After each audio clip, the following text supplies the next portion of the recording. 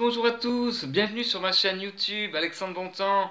Je vous remercie infiniment de vous être abonné à cette chaîne. Je vous remercie également de m'avoir envoyé tout un tas de messages, de nombreux messages concernant la résidence dans les Landes pour mon seul en scène de fil en aiguille qui continue. Je vous mettrai en dessous de cette vidéo le lien pour participer car je suis en autoproduction pour l'instant pour la préparation de ce seul en scène.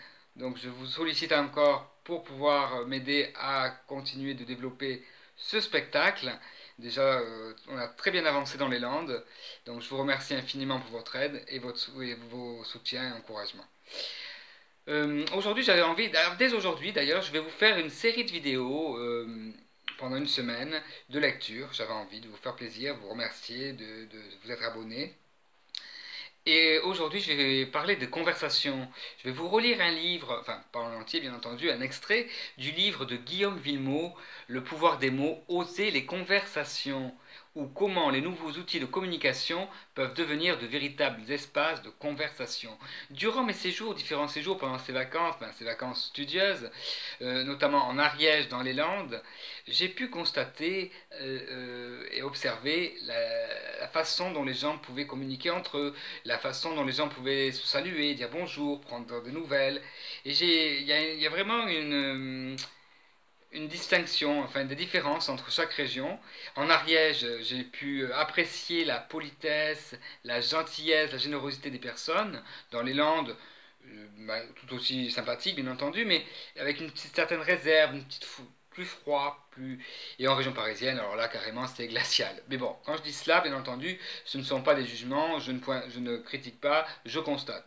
Et justement, j'essaie de trouver des solutions qui pourraient amener à ce que tout le monde puisse pouvoir, comment dire, se saluer, prendre des nouvelles. Voilà. Après, ça dépend, je pense, du cadre de vie, du rythme de vie.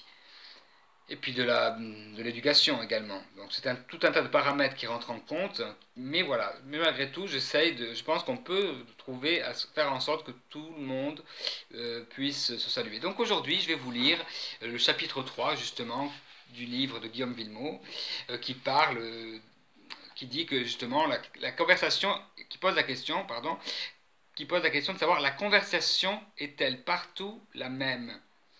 Eh bien, on va voir. Le bonjour amène la conversation, et la conversation amène la carotte, Driss Schreiber. C'est sur le continent africain que l'art de la conversation prend le plus sa place dans la société et que son rôle est encore le plus central. En Afrique subsaharienne, l'art de la palabre est une coutume à la base de la vie en communauté. C'est par ce moyen que l'on s'enquiert de l'autre, que l'on lui montre qu'on fait attention à lui, et que l'on règle les problèmes et les conflits. Pour donner à ce moment une plus grande solennité, des lieux dans les villages sont réservés à la palabre, tels la Taguna, du pays de Dogon, au Mali exactement, qui est une case réservée aux hommes et à ces moments de libre parole, ces moments où l'on s'intéresse aux autres. La palabre est aussi souvent un élément de la vie démocratique du village ou du clan, dans la mesure où elle est le lieu des échanges et des prises de décisions collectives.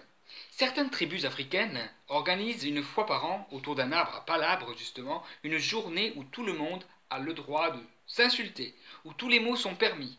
Ils purgent ainsi les rancœurs et les colères. La parole libère et apaise la vie sociale.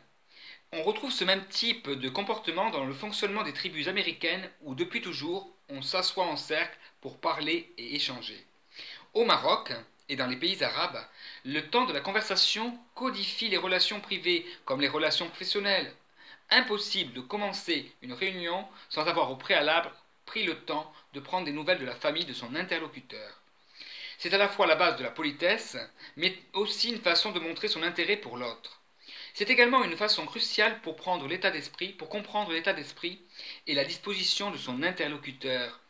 On saura ainsi comment mener sa négociation. On trouve également cette approche des échanges professionnels au Japon, sous le nom de Nemawashi, ou encore de Rinjizei. Alors, je ne sais pas trop si ma prononciation est bonne, hein, Guillaume me le dira, qui est un mode d'échange collaboratif. Mais il existe aussi d'autres occasions qui favorisent les conversations.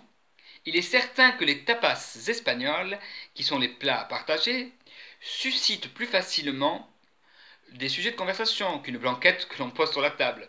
De même, pour les Marocains, le premier réseau social est le Siniya d'Ataïe, c'est-à-dire le plateau de thé à la menthe, autour duquel on va échanger dans un moment de partage gratuit. Ce moment place les participants dans les meilleures conditions pour débuter une conversation. Moment que l'on retrouve aussi avec un couscous, qui dans sa forme ronde et dans sa façon de le consommer, tout le monde mange directement à partir du plat, favorise l'émergence de multiples conversations. Plus on abaisse les barrières et les contraintes physiques, plus les conversations peuvent en effet se déployer et emplir nos échanges humains. Voilà, je voulais vous lire cet extrait du livre de Guillaume Villemot, Le pouvoir des mots, oser les conversations. Je vous invite à vous abonner à ma chaîne YouTube en cliquant juste là ou là, allez, où vous voulez, au petit rond. Je vous dis à demain pour une nouvelle vidéo et je vous invite aussi à me suivre.